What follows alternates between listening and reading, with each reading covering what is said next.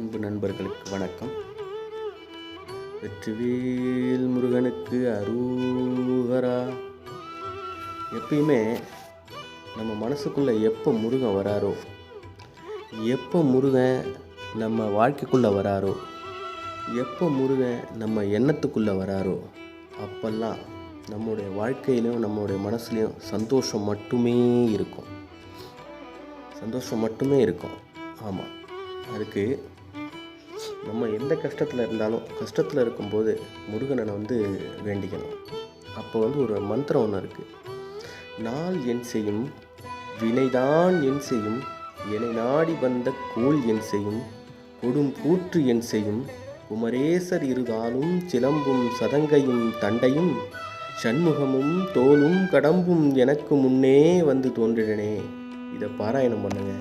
வெற்றிவேல் முருகனுக்கு அரோகரா.